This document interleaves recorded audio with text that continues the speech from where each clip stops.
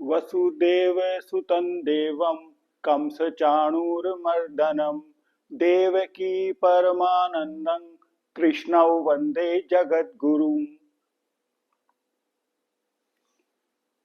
श्रीमद् भगवत गीता अध्याय नंबर 12 भक्ति योग श्लोक नंबर 2।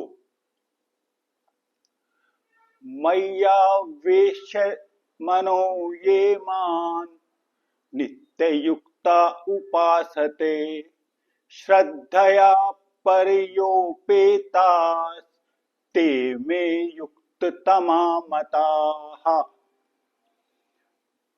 अर्थात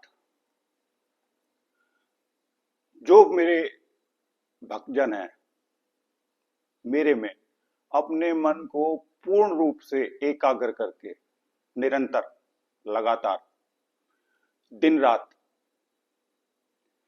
मेरे सगुण रूप का साकार रूप का चिंतन करते हैं, मनन करते हैं, ध्यान करते हैं। कैसे करते हैं? अत्यंत श्रद्धा से। तो मेरे मत के अनुसार, ये मेरा मत है कि ये योगी श्रेष्ठ हैं। अब देखिए, अर्जुन ने भक्ति योग के पहले श्लोक में भगवान से एक प्रश्न पूछा था कि आपके सगुण साकार विश्व रूप सर्वशक्तिमान रूप की उपासना करते हैं और जो योगी आपके निराकार निर्गुण रूप की उपासना करते हैं, इन दोनों प्रकार के उत्तम योगियों में अति उत्तम योगी कौन है? तो अर्जुन के इस प्रश्न का भगवान ने उत्तर दिया है कि जो भी मेरा भक्त अपने मन को पूर्ण रूप से एकाग्र करके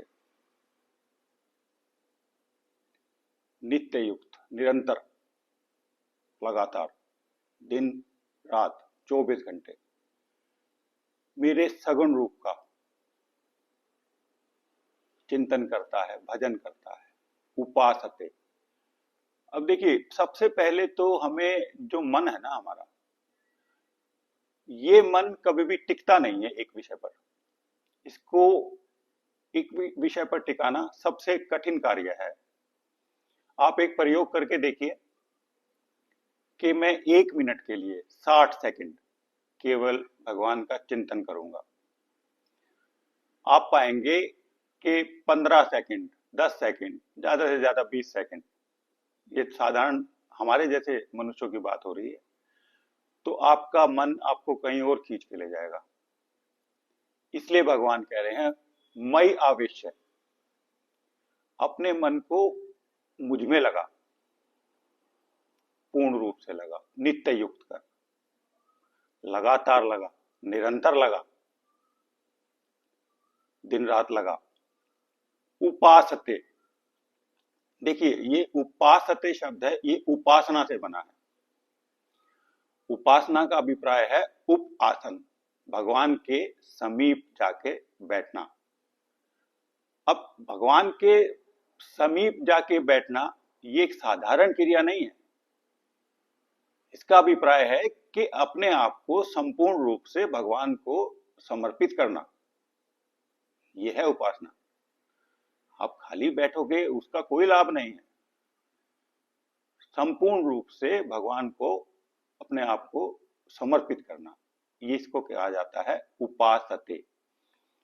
फिर अगला महत्वपूर्ण शब्द है इस श्लोक में श्रद्धा, और भगवान ने शब्द यूज किया है परियो उपेता।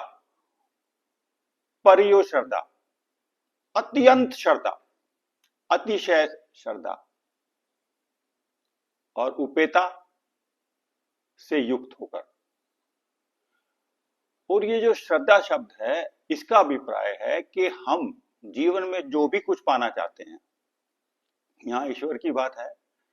अगर हमें ईश्वर को पाना है, ईश्वर के, भगवान के दर्शन करने हैं, भगवत प्राप्ति के लिए आपका ये पूर्ण पूर्ण विश्वास होना चाहिए कि ये होगा, मुझे भगवान के दर्शन 100% होंगे, इसमें आपके मन में कोई संशय नहीं है।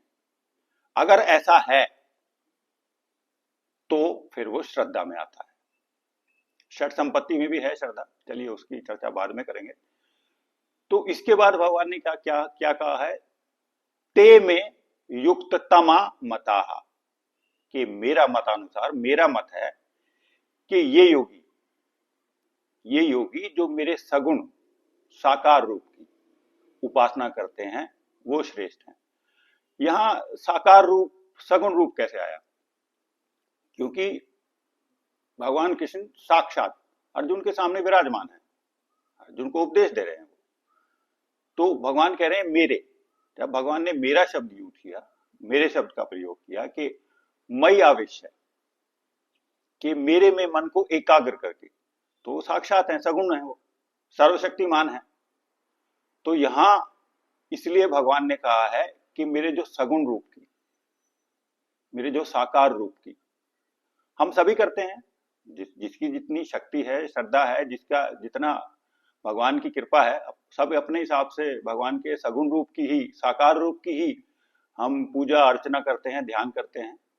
निराकार की नहीं करते हैं, प्रयास करते हैं, लेकिन वो थोड़ा, वो भगवान निराकार रूप के विषय में इसी अध्याय के हम जो अगली बार जो चर्चा करेंगे, तीसरे चौथे श्लोक में वो निराकार रूप के विषय में बताएंगे कि उसके जो उपासक हैं वो कैसे मेरी उपासना करते हैं।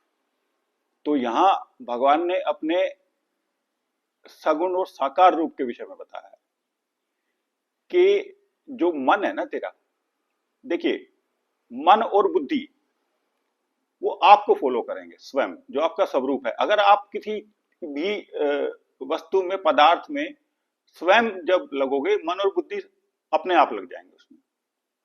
तो आपको पहले अपने आप को प्रस्तुत करना पड़ेगा, स्वयं को, मन बुद्धि फिर आ जाएंगे आपके। हम क्या करते हैं, हम मन को लगाने का प्रयास करते हैं। अब मन आपके काबू में है नहीं, तो पहले स्वयं को प्रस्तुत करो। जब स्वयं प्रस्तुत होगे भगवान के समक्ष, तो भगवान के दर्शन आपको होंगे। लेकिन ये कार्य निरंतर चलेगा, 24 घंटे चलेगा। भगवान का चिंतन आपका हमेशा चलेगा। आपका जो व्यवसाय है, कार्य है, वो करते वक्त भी, आपका खाते पीते भी, सोते जागते भी, जब आपका जो ये चिंतन, भजन, कीर्तन 24 घंटे होगा और अतिशय, अत्यंत श्रद्धा से होगा, मन को एकाग्र करके होगा, तो भगवत प्राप्ति जरूर होगी, निस्संदेह होगी। और इन्हीं योगियों को भगवान ने कहा है, मेरे मत के अनुसार ये योगी श्रेष्ठ हैं। ओम शांति शांति ओम।